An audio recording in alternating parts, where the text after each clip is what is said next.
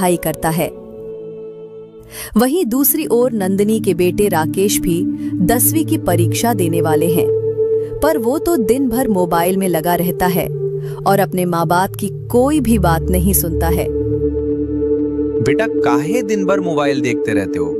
सामने बोर्ड की परीक्षा आ रहा है, तुम अगर नहीं पढ़ोगे तो पास कैसे हो पाओगे? हाँ बेटा, तुम अगर नहीं पढ़ोगे तो पास कैसे हो पाओगे? अरे पापा मम्मी, पढ़ने से क्या होगा? आजकल तो बिना पढ़े ही सब कुछ हो जाते हैं, तो पढ़ने से क्या फायदा होगा? बेटे के बात सुनकर राकेश और नंदिनी तंग रह जाते हैं और अब तो उसके मुंह से बोलने के लिए कुछ भी नहीं बचता है। परंतु वही दूसरी ओर कांताबाई के बेटे सुमन दिन भर बहुत मेहनत से पढ़ता था। माँ, मुझे ऑनलाइन ट्यूशन में एडमिशन होना है, इसलिए एक मोबाइल रहता तो अच्छा होता।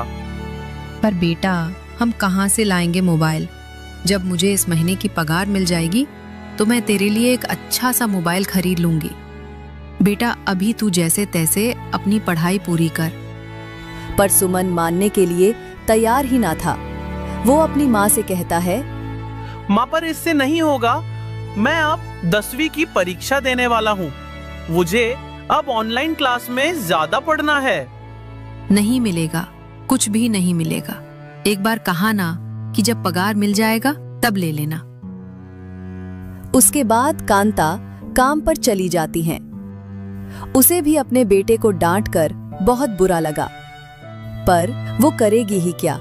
परिवार की आर्थिक स्थिति इतनी खराब है कि कोई भी चीज समय पर हासिल करना आसान नहीं होता है। सारा काम खत्म करके वो मालकिन के पास जाती है और कहती है, मेम साहब, वो मैं कह रहा था कि मुझे कुछ पैसों की जरूरत है। क्या बोली तुमने? पैसे? पैसे क्या पेड़ में उगते हैं?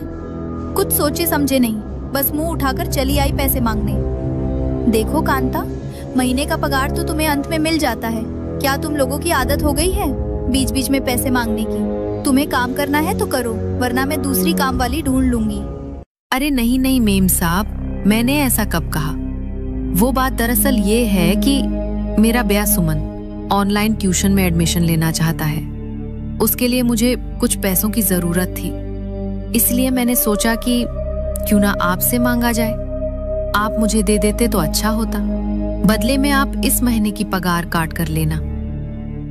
ये सुनकर तो नंदिनी और गुस्से हो जाते हैं और कहती हैं, क्या खुद की वकात नहीं है और सपने देखने लगे बड़े बड़े होटलों में पार्टी की?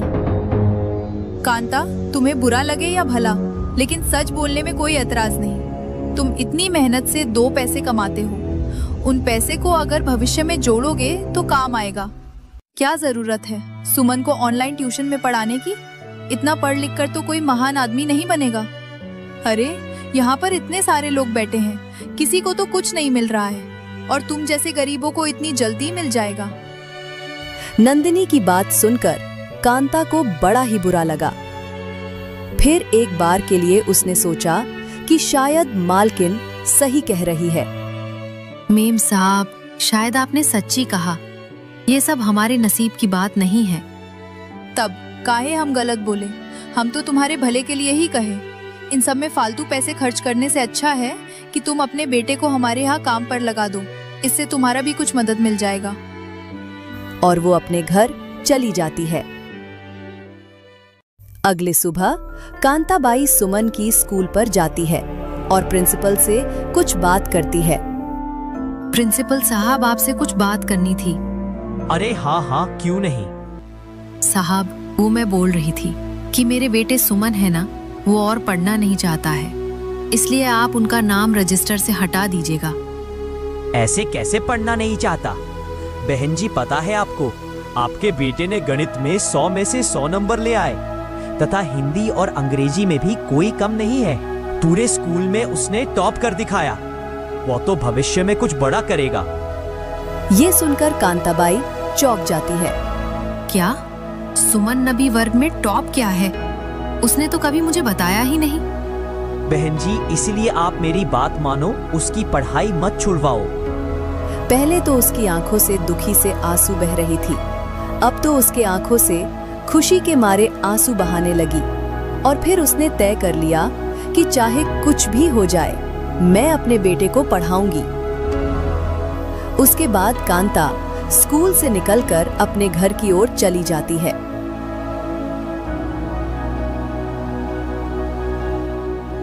उसे कुछ याद आया और फिर वो अपनी पुरानी अलमारी को खोलती हैं, जहां पर 2 सोने के कंगन रखे थे। कांताबाई कंगन उठाती है और अपने मन ही मन सोचने लगते हैं, ये दोनों कंगन बेच देती हूँ, इससे मुझे कुछ पैसे का इंतजाम हो जाएगा और सुमन का ऑनलाइन एडमिशन भी हो जाएगा।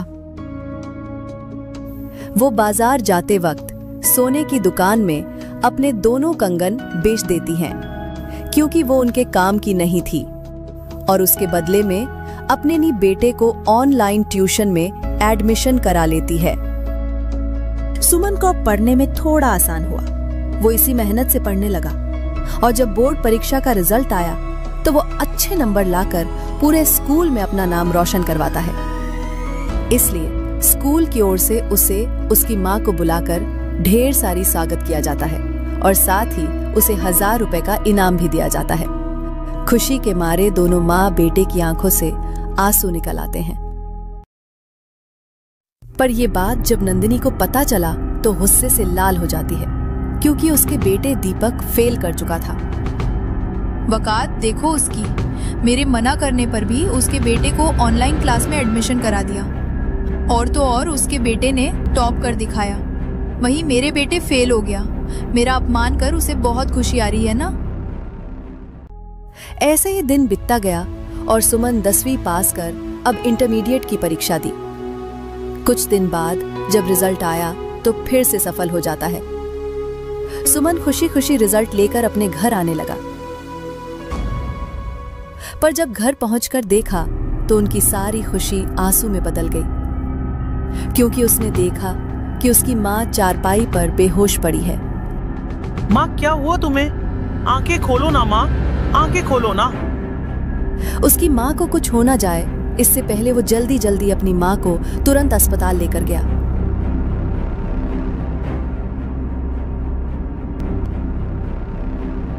डॉक्टर साहब, बताएं ना माँ की तबीयत अभी कैसी है? देखो, अभी तो इलाज चल रहा है, हालत बहुत गंभीर है। तभी वहां पर एक नर्स आती है और कहती है, तुम ही सुमन हो ना? जाओ अभी काउंटर पर 1 लाख रुपए जमा कर दो, तभी आगे जाकर तुम्हारी माँ का इलाज हो पाएगा। क्या 1 लाख? ये सुनकर तो ही सुमन की होश उड़ जाते हैं। वो परेशान हो जाता है और सोचने लगता है कि आखिर कहाँ से इतना पैसा इकट्ठा करेंगे। माँ की इलाज करने के लिए उसके पास इतने पैसे नहीं थे, इसलिए वो कुछ काम की तलाश में भटकता रहा, पर कोई भी ऐसा काम नहीं था जिसमें उसे तुरंत पैसा मिले। यहाँ तक कि वो अपने चाचा चाची के पास भी जाते हैं, पर कोई भी उसकी मदद करने के लिए राजी ही नहीं होता है। सुमन मन ही मन उदास होकर अपने घर की ओर जाने लगता है। वो रास्ते पर जा रहा होता है, तभी उसे अपने स्कूल की प्रिंसिपल से भेंट हो जाता है। सर, आप यहाँ पर? प्रणाम। अरे सुमन, कैसे हो? हाँ, मैं थोड़ा पास के गांव जा रहा हूँ। रिटायर होने के बाद घर पर मन ही नहीं लगता। वैसे तुम अभी क्या कर रहे हो? सुमन अपने सर झुकाए चुपचाप खड़ा रहता है, पर अपने मुंह से कोई भी जवाब नहीं देता है। कुछ बात है क्या? बहुत परेशान लग रहे हो। फिर सुमन अपने हालात के बारे में प्रिंसिपल को सारी बात बताता है। सारी बात सुनकर प्रिंसिपल कहता है, सुमन, मैं तुम्हारे मदद करने के लिए तैयार हूँ। पर सर, आप तो अभी रिटायर्ड हो गए हैं, आप कैसे मेरी मदद कर पाएंगे? तो क्या हुआ? तुम हमारे स्कूल का जो इतना बड़ा नाम रोशन करवाया, तो हम तुम्हारे लिए इतनी छोटी सी सहायता नहीं कर पाएंगे? आओ हम साथ मिलकर पैसे इकट्ठे करेंगे।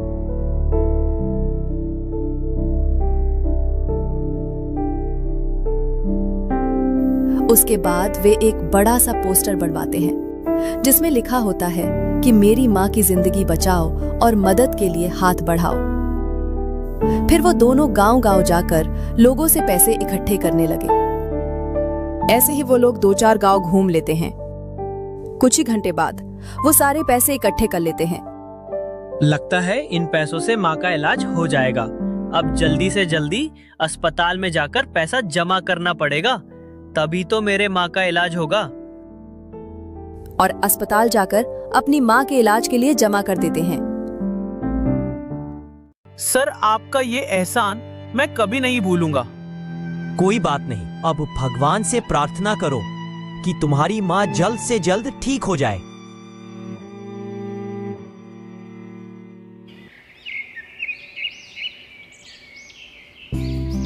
कुछ दिन बाद सुमन की माँ बिल्कुल ठीक हो जाती है। माँ की तबीयत अभी कैसी है डॉक्टर साहब? सुमन, घबराने की कोई जरूरत नहीं है। तुम्हारी माँ अब बिल्कुल ठीक हो गई है। आपका बहुत बहुत शुक्रिया डॉक्टर साहब। कोई बात नहीं, अब तुम अपने माँ को ले जा सकते हो, पर हाँ, अभी तुम्हें उनका सख्त देखभाल करना हो।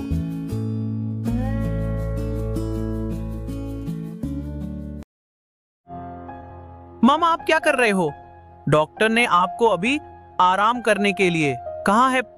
नहीं बेटा, मालकिन गुस्सा हो जाएगी, वहाँ काम पर जाना है। पर माँ, उसके लिए तो मैं हूँ ना, मैं काम पर जाता हूँ माँ। अरे बेटा, तुझे अभी पढ़ना है, तुझे आगे जाकर बहुत कुछ करना है। मुझे वो दिन अच्छी तरह से याद है जब तेरे प्रिंसिपल साहब ने मुझसे कहा था कि बहन, सुमन का पढ़ाई मत छुड़वाओ, वो पढ़ाई में सबसे चतुर है, और कहा था कि वो 2-2 बार स्कूल से टॉप किया है। परंतु सुमन अपनी जीभ पर अड़ा रहता है और माँ से कहता है, वस्कर, हमारे किस्मत यही तक थे। जब भाग्य ही साथ ना दे तो मैं और पढ़कर ही क्या करूंगा।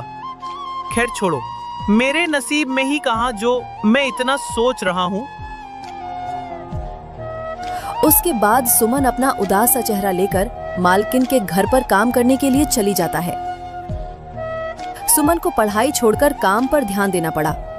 आखिर हालात ही ऐसा था। गरीबी के कारण उन्होंने अपने सारे शक उतरकर माँ की जगह मालकिन की नौकर बनकर काम करने लगा। सुमन को काम मांगते देखकर उसका परिवार हंसने लगता है। अरे, इतना पढ़ लिख कर क्या लाभ हुआ तुझे? देख, मेरे बेटे को देख, ना पढ़कर भी कैसे अपने पिता की प्रोफाइल चला लेते हैं। कभी अपने वकात देखे हैं? बिना सोचे समझे ही बड़े बड़े सपने देखने लगे। तुझे पता है, वो जिस थाली में खाता है, तू तो उस थाली को साफ करता है। इसलिए देख, मैंने तो पहले ही तेरे माँ को कहा था कि हमारे यहाँ काम पर लगा दो, पर नहीं, मेरी बात ही ना मानी। नंदिनी की इतनी कहने पर भी सुमन कुछ भी नहीं बोलता है। वो बिना सर हिलाए वहां से चला जाता है और चुपचाप सारा काम पूरा कर घर जा रहा होता है। तभी रास्ते में उसे एक कार खड़ा हुआ दिखाई दिया जिस पर IAS लिखा हुआ था। वहां खड़े हुए एक आदमी सारे इंजीनियर को डांट रहे थे। बार बार कह रहा हूँ, फिर भी आप लोगों को ये बात समझ में नहीं आता है। जब सरकार पूरे पैसे दे रहे हैं तो आप लोग निर्माण कार्य करने में इतने गड़बड़ क्यों कर देते हो? ये कोई सड़क बनाए 1 साल तक भी नहीं टिक पाएगा। हमें जनता की सेवा करना है, यहाँ पर कोई लूटपाट नहीं करना है। चलो ठीक से सब काम करो। सारे इंजीनियर डर के मारे चुपचाप खड़ा रहता है। कुछ ही देर तक वो ध्यान से देखने लगता है। फिर उसे पता चलता है कि ये IAS ऑफिसर है। उसके बाद वो अपने घर चला जाता है। फिर जब रात होता है, सुमन बिना सोए पूरी रात IAS ऑफिसर के बारे में सोचता रहा। उसे IAS बनने और जनता का सेवा करने का बड़ा ही शौक था।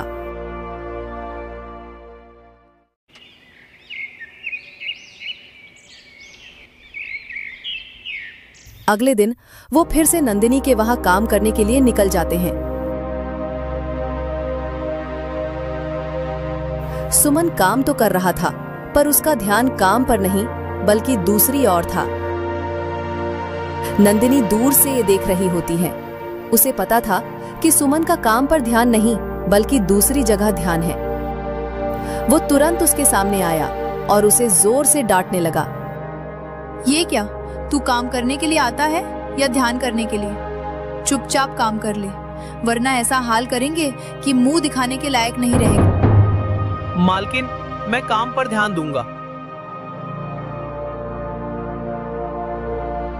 रोज की तरह काम कर जब घर लौटता है, उसकी माँ उससे कहने लगता है, आ गया मेरा बेटा। तभी सुमन को किसी का फोन आता है। वो फोन रिसीव किया तो पता चला कि आज उसका इंटरव्यू है। क्या? माँ, आज मेरा इंटरव्यू है। वाह, ये तो बहुत अच्छी बात है। सफर हो पाऊंगा तभी तो अच्छा होगा। मुझे बहुत भय हो रहा है। सब सफल हो जाएगा, सिर्फ भगवान से प्रार्थना कर और मैं तो सदा तेरे साथ हूँ। सुमन इंटरव्यू देता है और अपनी मेहनत पर रंग लाता है। उसे जब पूछा जाता है कि आखिरकार इस पूरे मेहनत के पीछे तुम्हारे साथ कौन है, तो वो बताता है, इसकी एक ही वजह है, वो है मेरी माँ। वही मेरा सब कुछ है, वही मेरा प्रेरणा है, वही मेरे जिंदगी का एक कीमत सिखाया है। उसी के लिए ही मैं इतना कर पाया। इंटरव्यू जब खत्म हो जाता है तो सुमन अपने घर आ जाता है और माँ को सारी बात बताता है। कुछ दिन बाद अखबारों में खबर छप जाते हैं, सुमन को IAS बनने का सिलेक्शन हो जाता है। नौकरी की खबर सुनकर माँ की आंखों से खुशी के मारे आंसू निकल आते हैं, क्योंकि उसके सारे सपने अब सच होने वाले हैं। जब IAS की पोशाक पहनकर बेटे अपने घर पर आता है तो कांता उसे देखते ही रह जाती है। बेटा, आज मैं बहुत खुश हूँ। सच में प्रभु हमारे मेहनत पर रंग लाए। हाँ माँ, और इस सब के पीछे तेरी ही तो हाथ है। एक समय था जब उनके पास 2 वक्त का खाना नहीं होता, पढ़ने के लिए अच्छी किताबें नहीं होती, फिर भी कोई उनकी मदद के लिए राजी नहीं होता। आज वही लड़का खुद की मेहनत से IAS अफसर बन गया और जनता की सेवा करने के लिए मुग्ध रहा। तो दोस्तों, सुमन और कांताबाई की कहानी से हमें यही प्रेरणा मिलता है कि अगर सच्चाई और मेहनत साथ हो तो कोई भी सपना अधूरा नहीं रहता। गरीबी रुका